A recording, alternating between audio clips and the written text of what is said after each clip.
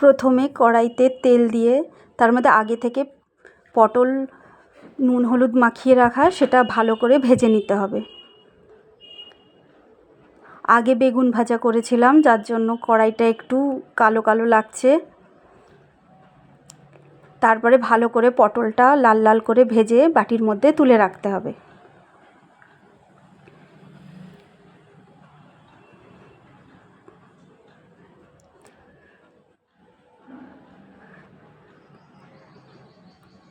তারপর গ্যাসটা একটু ফ্লেমটা বাড়িয়ে দিয়ে আবার একটু কড়াইতে তেল দিয়ে আলু ডুমো ডুমো করে কেটে রাখা আলু আবার সেই পটলের মতন লাল লাল করে ভেজে নিতে হবে। সেই আলুর মধ্যে একটু নুন আর হলুদ দিতে হবে।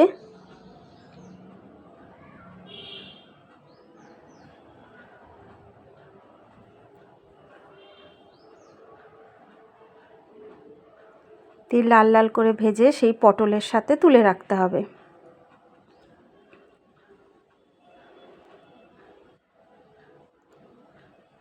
ওই তেলের মধ্যেই একটু কালো জিরে ফোড়ন দিয়ে আর অল্প কুচনো পেঁয়াজ দিতে হবে, দিয়ে ভালো করে লাল লাল করে ভাজতে হবে।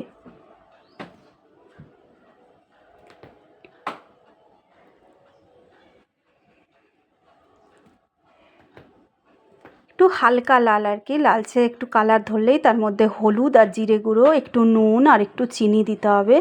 দিয়ে একটু নেড়ে চেড়ে নিয়ে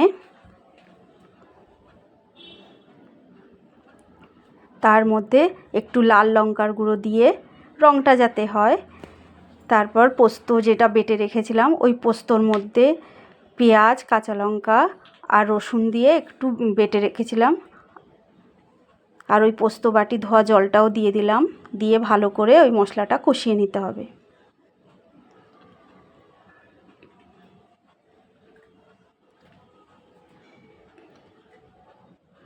ভালো করে মশলা কষানো হয়ে গেলে আলু আর পটল ভাজাগুলো দিয়ে দিতে হবে। এর মধ্যে আপনারা চিংড়ি মাছও দিতে পারেন, কিন্তু আমি চিংড়ি মাছ দিইনি, আমি এমনি করেছি। ভালো করে কষানো হয়ে গেলে আপনারা এর মধ্যে একটু জল দিয়ে দেবেন।